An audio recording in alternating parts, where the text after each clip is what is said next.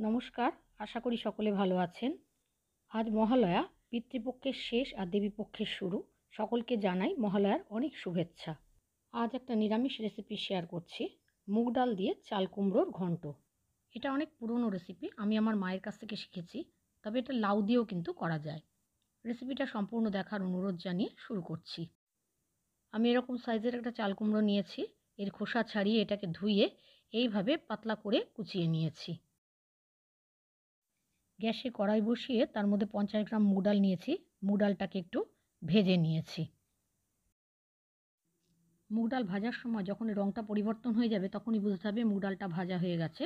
তখন এটাকে নামিয়ে অন্য একটা পাত্রে ঢেলে নিতে হবে। এবার ভাজা মুগ ডালের মধ্যে অল্প জল ঢেলে দিলাম। মুগ ডালটা একটু ঠান্ডা হলে পরে এটাকে ধুয়ে নিতে হবে।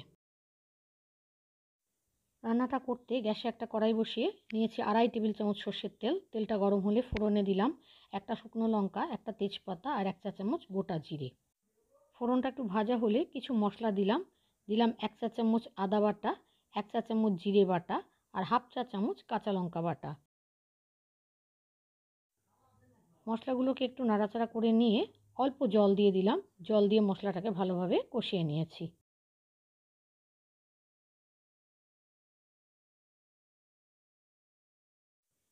মশলাটা কষানো হয়ে গেলে ভেজে ধুয়ে রাখা মুগ ডালটা দিয়ে দিলাম।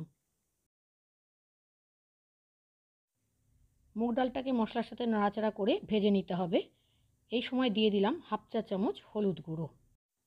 এরপর মুগ ডালটাকে সমস্ত মশলার সাথে 2 মিনিট আমি ভেজে নিয়েছি। তারপর কুচিয়ে রাখা চাল কুমড়োটা দিয়ে দিলাম। এই রান্নাটা করতে খুব বেশি মশলার দরকার হয় না। এর সাথে দিয়ে দিলাম আরও 1/2 চামচ হলুদ গুঁড়ো আর আন্দাজ মতো লবণ।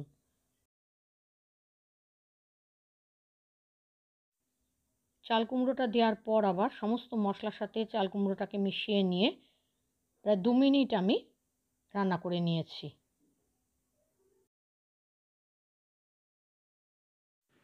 2 মিনিট বাদে কড়াইটা ঢাকা দিয়ে গ্যাসের আঁচটা মিডিয়াম টু লোতে করে দিলাম ডাল আর চাল কুমড়োটা সেদ্ধ হওয়ার জন্য। 6-7 মিনিট বাদে কড়াইয়ের ঢাকনাটা খুলে দেখে নিতে হবে চাল কুমড়ো আর ডালটা সেদ্ধ হয়েছে কিনা। চাল কুমড়ো আর ডালটা সেদ্ধ হয়ে গেলে দিয়ে দিতে হবে চিনি। আমি এখানে 1 চা চামচ চিনি দিলাম। চিনিটা স্বাদ অনুযায়ী দেবেন। চিনিটা মিশিয়ে নিয়ে সবশেষে দিয়ে দিলাম খানিকটা ধনেপাতা কুচি। ধনেপাতাটা মিশিয়ে নিয়ে গ্যাসের আঁচটা বন্ধ করে দিলাম। নিরামিষ মুগ ডাল দিয়ে চাল কুমড়ো ঘন্ট সার্ভ করার জন্য একেবারে রেডি হয়ে গেছে। এটা গরম ভাতের সাথে খেতে কিন্তু খুব ভালো লাগে। নিরামিষ মুগ ডাল দিয়ে চাল কুমড়ো ঘন্ট রেসিপিটা ভালো লাগলে লাইক, শেয়ার, কমেন্ট করার অনুরোধ রইল। যদি আপনারা ফেসবুক থেকে দেখেন তাহলে আমার পেজটা ফলো করার, আর যদি ইউটিউব থেকে দেখেন তাহলে আমার চ্যানেলটা সাবস্ক্রাইব করার অনুরোধ রইল। পাশের বেল বাটনটা ক্লিক করে দেবেন নতুন রেসিপির আপডেট পেতে। সকলকে আবারও মহালয়ার অনেক শুভেচ্ছা জানিয়ে আজ শেষ করছি। সকলে ভালো থাকবেন, সুস্থ থাকবেন। ধন্যবাদ।